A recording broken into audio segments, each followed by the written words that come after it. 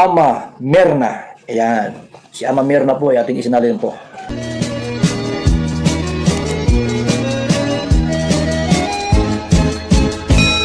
Ayan, hello, good morning again.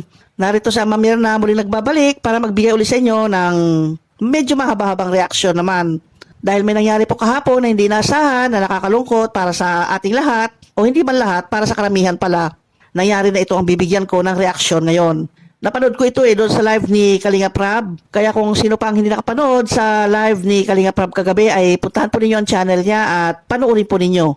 Para malaman po ninyo, madama ninyo, mapanood ninyo ng buong buo kung ano po ang kanya sinasabi sa kanyang live. Kaya dalawin po ninyo, Kalinga Prab. Salamat!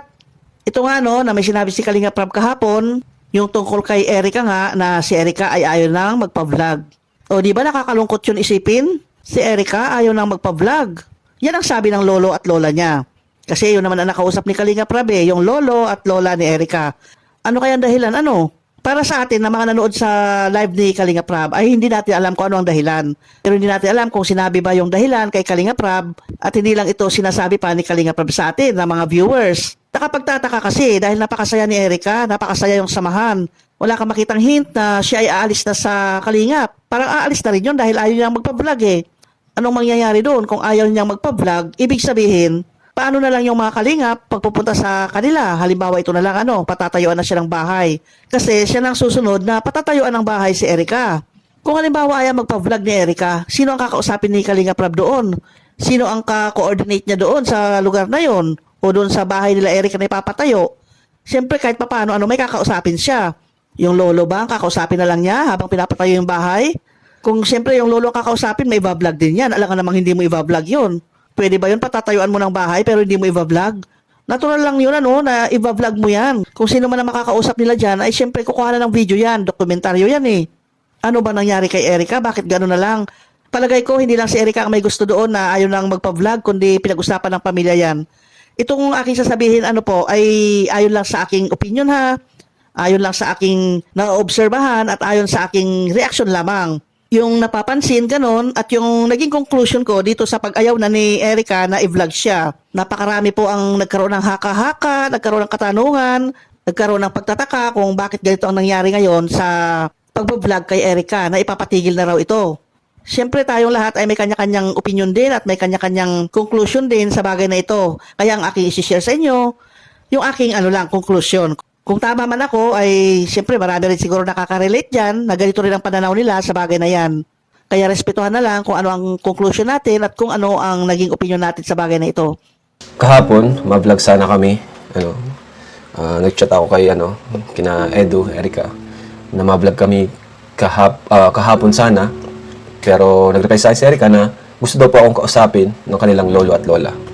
So ayun, hindi ko alam kung ano yung sasabihin sa akin. Wala akong idea kung ano sasabihin, pero ang nararamdaman ko lang, meron akong nararamdaman about dun sa schedule nga ni Erica kasi yun, mahirap siyang i-vlog nung mga nakaraang linggo dahil sa kanyang pag-aaral. So, nung pagpunta namin, ayun po, kinausap na po ako.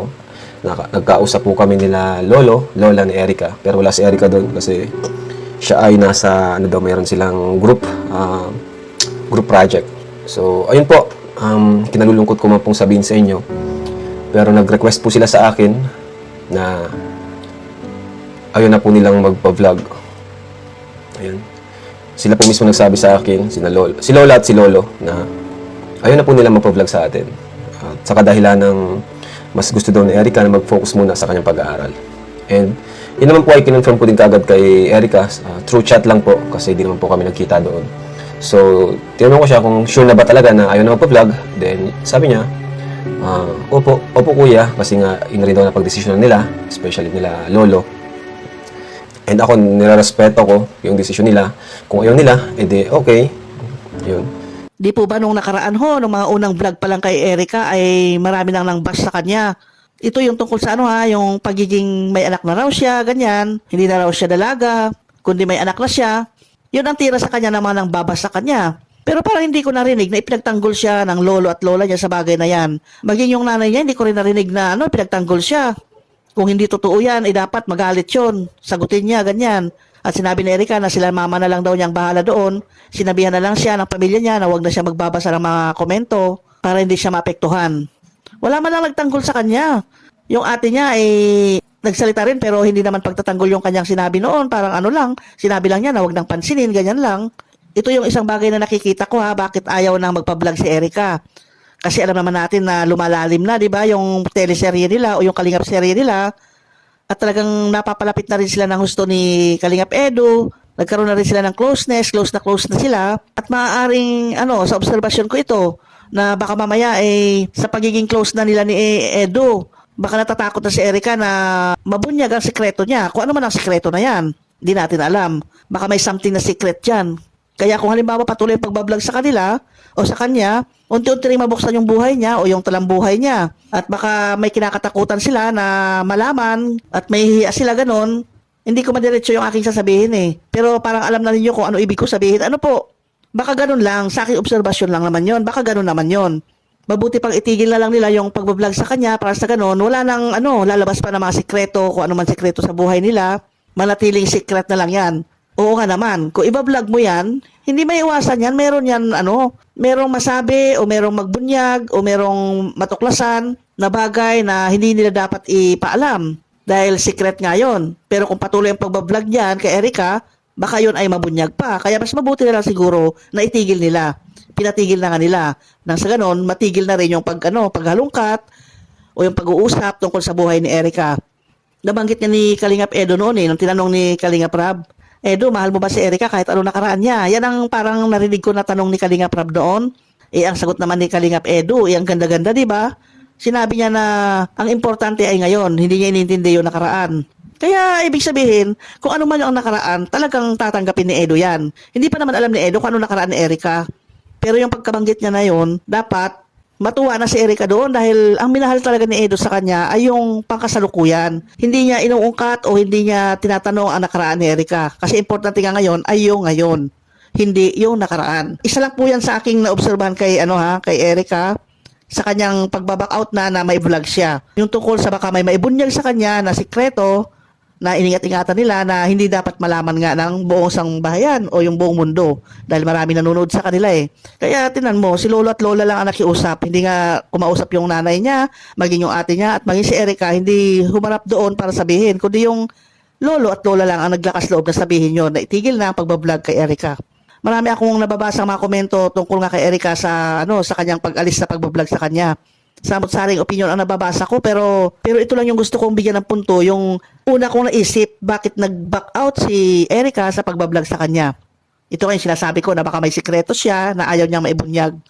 Yung iba nga kagaya sa sinabi ko na mga nabasa ko, baka raw meron ng ibang handler si Erica, baka meron ng sumulot kay Erica, baka yung nag-sponsor sa kanya ay direkta na dahil nagte-textan na silang dalawa. O baka may alok na iba rin, ganyan. Iba't iba talaga yung mga komento, yung opinion ng ibang mga viewers. Alam naman po natin, di ba, na si Erica talaga ay napamahal sa lahat. Lalo na sa OFW. At hindi lang OFW, sa lahat talaga, maraming nagmahal sa kanya. Sa Edrica, kasama si Edo doon. At maging ako ay kinikilig din pag pinapanood ko silang dalawa ni Edo. Inaabangan ko rin yan. Pero dahil yan ang desisyon nga ni Erica sa ngayon, stop na yung pag-vlog sa kanya, respetuhin na lang natin. Desisyon niya yan kaya dapat nating respetuhin ang desisyon ng pamilya.